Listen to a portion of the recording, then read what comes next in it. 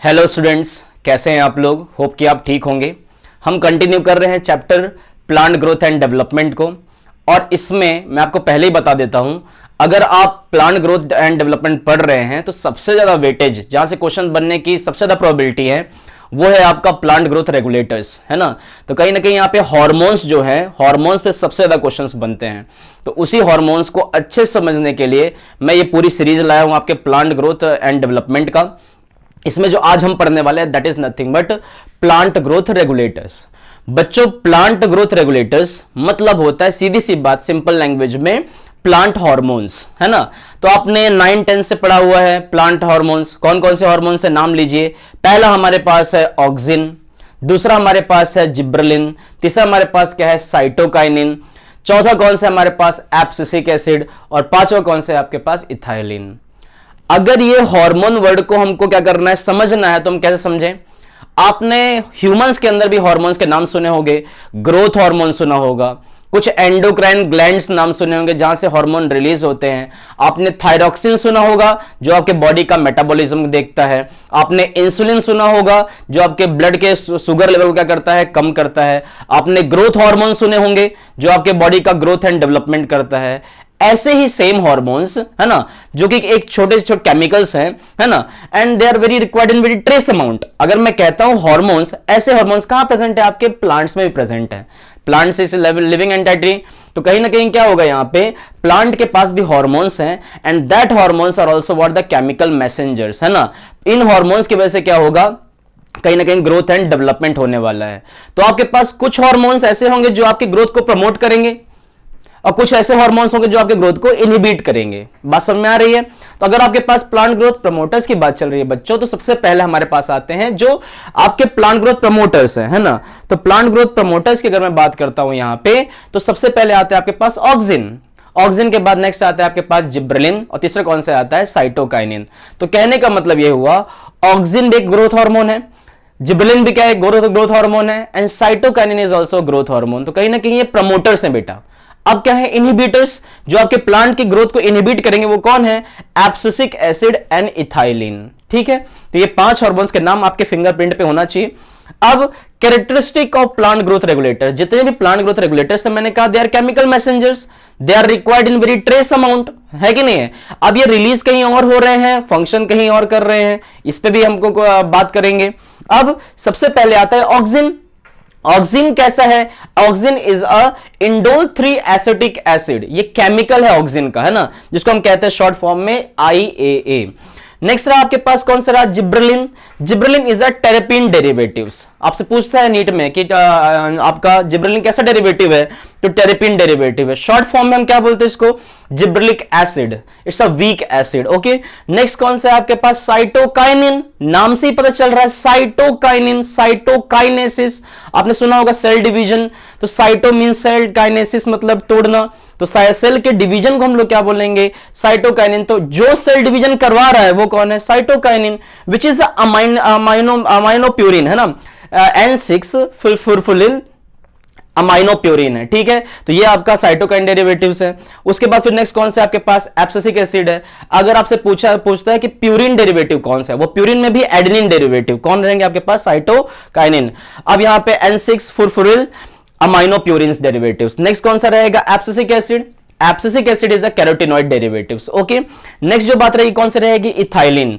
याद रखिएगा, इन 5 हार्मोन्स में से 4 हार्मोन्स चलो केमिकल्स हैं, बट जो लास्ट हार्मोन है आपके पास ethylene, this ethylene is what a gaseous hormone. तो इस चीज याद रखिएगा, सारे हार्मोन कैसे केमिकल्स है, लास्ट वाला कैसा है, गैसियस हार्मोन। अगर आप किसी पेड़ को लगे देख रहे हैं, उसमें आम लगा है और आम पक रहा है ना, राइपेंड हो रहा है, तो किसी भी फ्रूट को राइपनिंग करवाने में सबसे बड़ा रोल किसका आता है, इथाइलिन का आता है। तो ये इसकी कैरेक्टरिस्टिक्स हो गई। यहां से क्वेश्चंस बन सकते हैं कि कौन से डेरिवेटिव्स हैं, ये बने हुए हैं, आप PYQ देखिए। नेक्स्ट आते हैं अपन कहां पे, कि सबसे पहला जो हार्मोन है आपके पास वो ऑक्सिन। ऑक्सिन कैसे काम करता है? तो ऑक्सिन एक ग्रीक वर्ड है ऑक्सीन, है ना, जिसको कहते हैं इट मींस टू ग्रो, है ना। प्लांट के ग्रोथ में सबसे ज्यादा रोल कौन प्ले करता है? आपका ऑक्सीन। इसका ग्रीक मीनिंग भी क्या होता है? To grow. Next, first time discovered by what? Darwin, है ना, फ्रांसिस डार्विन और चार्ल्स डार्विन, ये दोनों। Francis Darwin is the son of what? Charles Darwin. तो इन दोनों ने मिलकर क्या किया था? आपका ऑक्सीन की डिस्कवरी की थी। नेक्स्ट, कहां पे किया था इन्होंने? In coleoptile of canary grass. Canary grass एक है, उसके कोलियोप्टाइल जो होते हैं, आपने सुना कोलियोप्टाइल। प्लीम्यूल की कवरिंग को कोलियोप्टाइल कहा जाता है, रेडिकल की कवरिंग को कोलियोराइजा कहा जाता है ना, मोनोकॉट सीड। तो ये कैनरी ग्रास जो है उसके कोलियोप्टाइल में इन्होंने क्या किया था? पहली बार ऑक्सीन फाइंड किया था, है ना। Next, it was first time isolated by F W. Went. तो कहीं कहीं आपको यह भी मिलता है कि ऑक्सीन डिस्कवर्ड बाय तो डार्विन, अगर डार्विन मेंशन नहीं है तो आप क्या मारोगे? एफ.डब्ल्यू. वेंट, है ना। इन्होंने क्या किया था? एक ओट सीडलिंग से क्या किया था? उनके कोलियोप्टाइल से इन्होंने ऑक्सीन को रिमूव किया था। कहा जाता है कि auxin always present on the shoot tip and root tip. Shoot apical meristem and root apical meristem में कौन प्रेजेंट होता है? ऑक्सीन प्रेजेंट होता है। तो ऑक्सीन आपके कैनरी ग्रास के कोलियोप्टाइल में भी मिला है, और सीडलिंग में भी मिला है, ठीक है। नेक्स्ट, पहली बार इसको आइसोलेट किया गया था बेटा, किससे? ह्यूमन यूरिन से, है ना। जो एक पर्सन जो सफर कर रहा था पेलेग्रा, है ना, पेलेग्रा एक डिसीज होती है, उसमें उसकी जब यूरिन का टेस्ट हुआ तो उसकी यूरिन में क्या था? कहीं ना कहीं ऑक्सीन या केमिकल प्रेजेंट था, ठीक है। अब यहां से बेटा एक क्वेश्चन बार बार आता है कि ऑक्सीन जो है आपके पास कितने टाइप है? तो एक नेचुरल ऑक्सीन है, कुछ कैसे सिंथेटिक है, मैन मेड। तो अगर मैं नेचुरल ऑक्सीजन की बात करता हूं, यहां से क्वेश्चन आपका बना हुआ है, दैट इज व्हाट? अभी मैंने बताया था ऑक्सीजन कैसा है? इंडोल 3 एसिटिक एसिड, जिसको हम IAA भी कहते हैं। दूसरा कौन सा है? इंडोल 3 ब्यूटारिक एसिड, जिसको हम कहते हैं IBA कहते हैं। तो IAA and IBA are the example of natural oxygen. Next कौन सा है? Synthetic oxygen. सिंथेटिक ऑक्सीजन की बात की जाए तो ये मैन मेड है ना, इनको बनाया गया है। 2,4-D, this is called 2,4 dichlorophenoxy acetic acid. मेरे साथ बोलिए, 2,4 डाइक्लोरोफिनॉक्सी एसिटिक एसिड। तो ये जो आपके पास दिख रहा है, ये एक प्रकार क्या है? सिंथेटिक ऑक्सीजन है। आपको पता होना चाहिए कि अगर मैं कहता हूं कि आपका मान लीजिए ये एक प्रकार से क्या करते हैं? डाइकोट को रिमूव करते हैं। जैसे अगर मैं कहता हूं कि मैंने राइस लगाया हुआ है और अनवांटेड वीड अगर मेरे राइस प्लांट के बीच बीच में लगी हुई है, तो उसको रिमूव करने के लिए मैं क्या डालता हूं? 2,4-DA chemical. हम आगे इस पे बात करेंगे। नेक्स्ट कौन सा है? Naphthalene acetic acid, this is also synthetic oxygen. And 2,4,5-T, जैसे यहां पे 2,4-D था, यहां पे क्या होगा? 2,4,5-T, 2,4,5 ट्राइक्लोरोफिनॉक्सी acetic acid. ये कौन से रहेंगे आपके पास? Synthetic auxin. तो natural auxin IAA and IBA, synthetic auxin आपका आ गया 2,4-D and AA and 2,4,5-T। अगर हम बात करते हैं बायो एसे, ऑक्सीजन का ऐसे कैसे किया गया? तो अवेना कल्चर टेस्ट होता है, उससे एक क्वेश्चन बना हुआ है आपका। अवेना कल्चर टेस्ट से क्या किया गया था? ऑक्सीजन को आइसोलेट किया गया था, ठीक है। नेक्स्ट, अगर आप केमिकल नेचर देखना चाहते हैं ऑक्सीजन का, तो ये क्या है आपके पास? ये इंडोल 3 एसिटिक एसिड का क्या है? ये स्ट्रक्चर है। तो ऐसे ऑक्सीजन का स्ट्रक्चर होता है। अब यहां से ज्यादा क्वेश्चंस नहीं पूछता। क्वेश्चन कहां से पूछता है? एक क्वेश्चन आपका यहां से बन सकता है, दूसरा क्वेश्चन आपका बन सकता है कहां से? सिंथेटिक एंड नेचुरल ऑक्सीजन से, है ना। और किसने डिस्कवर्ड किया था? 3 क्वेश्चन यहां से बन सकते हैं। सबसे ज्यादा क्वेश्चंस अगर मैं हार्मोन्स की बात करता हूं बेटा, तो हार्मोन्स में सबसे ज्यादा क्वेश्चंस बनते हैं आपके फंक्शन से। इन 5 हार्मोन के जो भी फंक्शंस हैं, उनकी डिस्कवरी किसने की, उनके फंक्शंस क्या है ना, और उनके एप्लीकेशंस क्या है। अगर आप ये जान जाओगे तो आपसे ऐसा हो ही नहीं सकता कि क्वेश्चन ना अटेम्प्ट हो, है ना। आप अच्छे से अटेम्प्ट भी करोगे, एक्यूरेटली क्या करोगे? आंसर को पुट अप करोगे, ठीक है। तो अभी इसके बाद जस्ट हम कंटिन्यू करेंगे ऑक्सीजन के फंक्शंस को। ऑक्सीजन के आपने क्या देख लिया है? ऑक्सीजन का आपने सिर्फ इंफॉर्मेटिव पार्ट देख लिया है, अभी इसका एप्लीकेशन वाला पार्ट हम देखेंगे, ठीक है। जिसको आप अच्छे से कॉपी कर लीजिए, उसके बाद हम चलते हैं फंक्शंस की तरफ, ठीक है। चलिए जल्दी से। तो प्लांट ग्रोथ को कंटिन्यू करते हुए सबसे पहला जो हार्मोन था हमारा, वो था ऑक्सीजन। अब ऑक्सीजन के फंक्शंस को हम देखते हैं कैसे काम करता है, ठीक है। तो बढ़िया से देखिए, इसके अलावा आपको कुछ पढ़ने की जरूरत नहीं है। ऑक्सीजन एक प्लांट ग्रोथ प्रमोटर है, दैट इज रेगुलेटर, है ना। Produce by growing apices. अगर ऑक्सीजन आपको चाहिए, कहां चाहिए?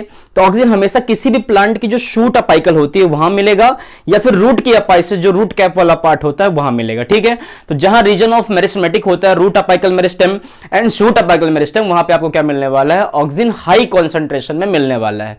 तो जो भी ग्रोइंग अपाइसेस है वहां आपको ऑक्सीजन मिलेगा। सबसे पहले बात करते हैं फंक्शंस की। तो फंक्शन तो ऐसा है बेटा कि help to initiate rooting in stem cutting. आप मान लीजिए कोई स्टेम को कट किया, मान लीजिए आप किसी के घर गए, आपने एक रोज की डंडी काटी, लेके आए। अब रोज का जो स्टेम है, आप चाहते हो कि जल्दी से जल्दी उसमें क्या आ जाए, रूटनिंग हो जाए। तो आप उससे किससे ट्रीटमेंट करोगे, तो स्टेम कटिंग में आप ट्रीटमेंट दोगे ऑक्सिन का। जैसे ही आप उस लोअर नोड पे ऑक्सिन को अप्लाई करोगे तो कहीं ना कहीं क्या होगा, रूटनिंग होना स्टार्ट हो जाएगी।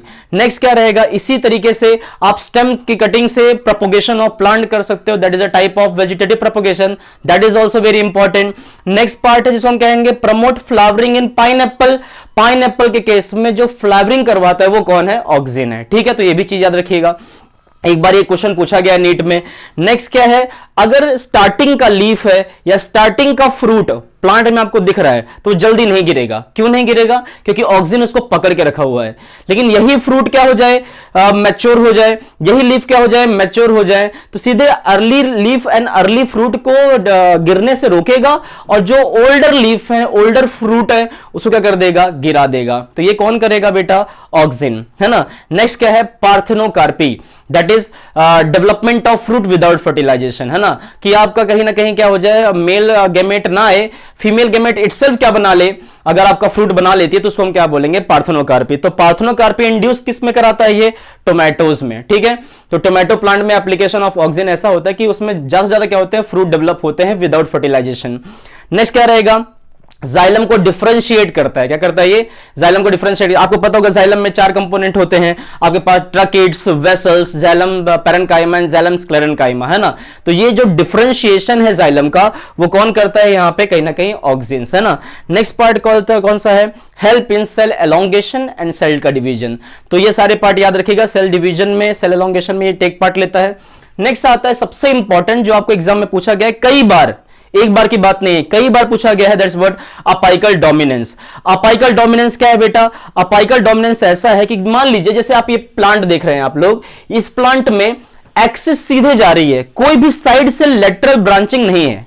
अगर प्लांट सीधा सीधा, आप तुलसी लेके आइए घर पे, तुलसी लाने के बाद अगर आप उसको ग्रो कर रहे हैं, सीधी तुलसी जा रही है ऐसे करके, है ना। लेकिन क्या हो जाएगा, अगर आप चाहते हैं कि तुलसी बढ़िया से साइड से क्या हो, उसमें क्या हो, लेटरल ब्रांचेस है, तो आप क्या करिए, ऊपर वाले पार्ट को थोड़ा सा करके कट कर दीजिए। ऊपर का पार्ट कट करने से क्या होगा, नीचे से बढ़िया क्या आएंगी, ब्रांचिंग होगी। ब्रांचिंग होगी तो नई लीफ आएंगी, है ना, नए स्टेम बनेंगे। इससे क्या हो जाएगा, पूरा हेज जैसा बन जाएगा, है ना। तो कहीं ना कहीं बुशी अपीयरेंस लाने के लिए हम हमेशा क्या करते हैं, ऑक्सिन को टॉप पोर्शन से रिमूव करते हैं, क्योंकि ये ऑक्सिन जो है ये साइड की जो ब्रांचिंग होती है उसको रोक देता है ना। इसी को बोलते हैं अपाइकल, जब तक वो टॉप पे है किसी को बढ़ने देगा नहीं। तो अगर आप टॉप वाले पार्ट को कट कर दोगे तो साइड से क्या होगी, लेटरल ब्रांचिंग होना चालू हो जाएगी। ये है मेन मुद्दा इसका ऑक्सिन का। तो अगर आप देख रहे हैं प्लांट सीधा जा रहा था, मैंने क्या कर दिया, यहां से ऊपर से इस पार्ट को क्या कर दिया, कटिंग कर दी। जैसे मैंने इसको कट किया, क्या हो गया, साइड से क्या आने लगी, ब्रांचिंग होने लगी। तो इसमें क्या आ गया, बुशी अपीयरेंस आ गया, है ना। तो अपाइकल डोमिनेंस की वजह से देखिए क्या लिखा हुआ है, growing apical bud inhibits the growth of lateral buds, lateral bud को बढ़ने देगा नहीं। नेक्स्ट पार्ट कौन सा है, used in hedge making in gardens and tea plantation. आपने कभी मतलब आसाम में जैसे कोई टीवी शोज में देखा होगा, कुछ औरतें होती हैं जो पीछे बास्केट लेके रखती हैं और ऐसे ऐसे करके क्या करती, कट करके बास्केट में डालती रहती है ना। या भी आपने गार्डन्स में देखा होगा जो माली होता है वो क्या करता है, ऐसे एक बड़ा सा नाइफ लेके रखता है, उसको करता है, उसको ऐसे करके काटता रहता है, वो टॉप पोर्शन को कट करके शेप देता है। तो टॉप पोर्शन को क्यों शेप देता है, वो टॉप पोर्शन को कट करेगा तो साइड से क्या आएगी, ब्रांचिंग आएगी। तो बढ़िया सा जो गार्डन में पाथवेज दिखाते हैं मतलब प्लांट के, वो कितना मस्त शेप में होता है। वो शेप कौन देता है, कहीं ना कहीं ऑक्सिन के रिमूव करने से वो शेप आता है, नीचे की बुशी अपीयरेंस। ठीक है, ये याद रखिएगा, used in hedge making in gardens and T plantations, है ना, ये भी याद रखिएगा। अब खतरनाक चीज ये है कि ऑक्सिन कैसे काम करता है, मैं आपको बताता हूं। अभी हमने थोड़ी देर पहले बात की कि अवेना कल्चर टेस्ट से क्या होता है, ऑक्सिन का बायो एसे होता है। वो ऐसे कैसे होता है, ये टेक्निक है, मतलब बता रहा है ऑक्सिन कैसे काम करेगा। आपके पास ये कोलियोप्टाइल है, समझिए कि एक प्लांट है, और प्लांट का ये टॉप पोर्शन है apical region, shoot apical region. कौन सा रीजन है, शूट अपाइकल रीजन। अब यहां पे कैसा हो गया है, इस वाले पार्ट को मैंने, तीनों पार्ट को, ऊपर वाले पार्ट को मैंने कट कर दिया, और कट करने के बाद मैंने एक मीडियम में उसको रख दिया। मैं कहता हूं जेल मीडियम में उसको रख दिया मैंने, टॉप पोर्शन कट किया और जेल में उसको प्लेस कर दिया।